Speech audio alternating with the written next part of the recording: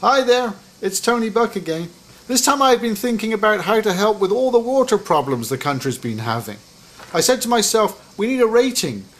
Rainwater retention rating expressed as a percentage of how much water from your roof and ground surfaces stay on your property. You see, we've turned our roads into rivers. Every road in America is sending water down the road. And where's it ending up?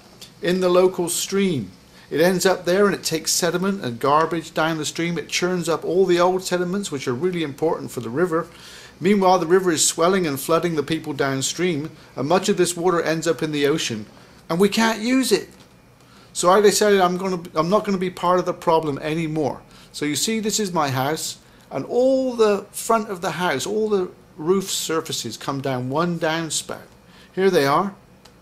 They're just there. If I can keep this water on my land's going to be much healthier. I won't need to water it so much, which means I'm not wasting processed water, and I'm saving a few dollars in the process.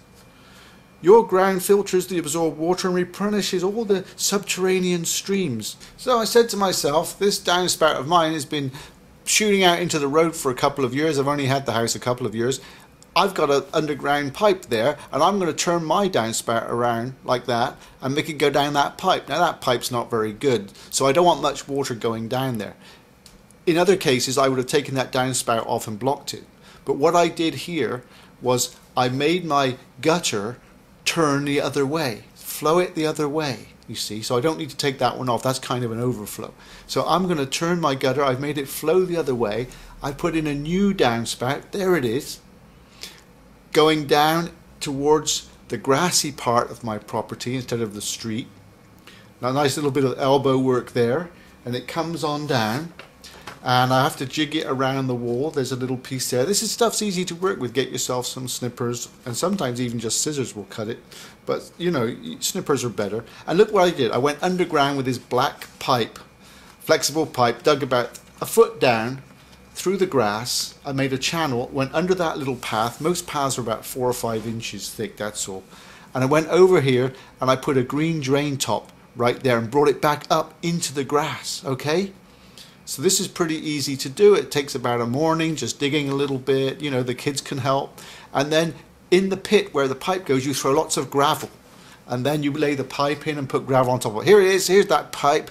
I call it the anaconda pipe. It's like a big snake. It's flexible, it's fairly cheap. So what you do is you lay it under the ground like that from there. There's bends you can use, see? And when it gets about to the far as the path, I drill holes in it. You can buy it with holes in, but don't do that because you don't want the water to go into the ground too close to the basement.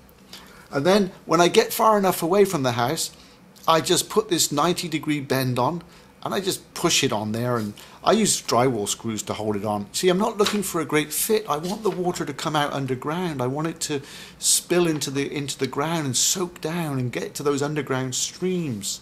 And then I put this little drain top on top. I don't even know if that's the one you use for this, but it works great because, again, it's green, it's solid, it's kind of solid plastic.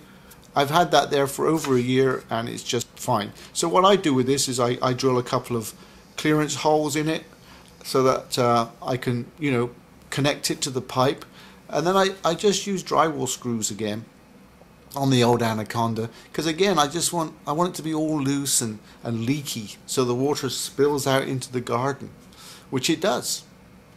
And you can buy 90-degree bends for this and all kinds of tees, and you know, you can work with it underground. Then you just fill it back in and throw some grass seed down there. It cuts real easy. Look, you can use a hacksaw, just a regular hacksaw. Cuts like butter. Easy to work with if you can handle an anaconda. Here's the back of my house. Again, all the roofs end up going from one roof to the next roof and down one downspout. Here it is, down this downspout. In my case, I go into a barrel, which is a garbage can, and I can control my water now at the back of the house using the hose at the bottom. And I've got a big plastic pipe now at the top. There's the detail of the downspout going into the retention. Yep, there's the hose that I use to water my garden. I save a bit of water that way. It doesn't come out that fast, but it's fast enough to water the plants. And at the top of the barrel, This, you saw some of the old picture. This is a plastic pipe just screwed in as an overflow, and that comes out behind my little greenhouse there and waters the rest of the garden. I can channel that wherever I want it to. See, I'm keeping the water on my property. That makes my land healthier, and I don't need so much water to buy through the water pipes, you know. And when your ground filters this water, it ends up underground in underground streams and aquifers, and it's clean, and it helps replenish other people's wells and our lakes. So it'll help us with our water problem. We won't have so many droughts. Now here's my garage. It's the only thing I haven't done yet. Here's the back of the garage, one side. I took the downspout off because it just got in the way and filled with leaves. So now it drops down by the compost heap there and just soaks right into the ground. That other downspout on the other side is heading out into the alley. By the time you see this video, I will have turned this downspout to face the other way, and I will put a downspout at this end to water the ground. Please join me. Let's try and get 100% rainwater retention rating for our properties, and then all these plants will benefit. Come on, folks. Let's just redirect our gutters and downspouts and put French drains in our gardens and maybe water runoff bumps on our driveways. You could even put drains across the driveway so the water doesn't run down the driveway but ends up in the lawn. There's so many things we can do. This is how you can help the environment. And we keep asking, what can I do? How can I play a part? Well, this is a big part. Why don't you help avoid future water crises and join this effort? And let's try and keep the water on our property and not someone else's. Let's try and get the best rainwater retention rating we can. Good luck!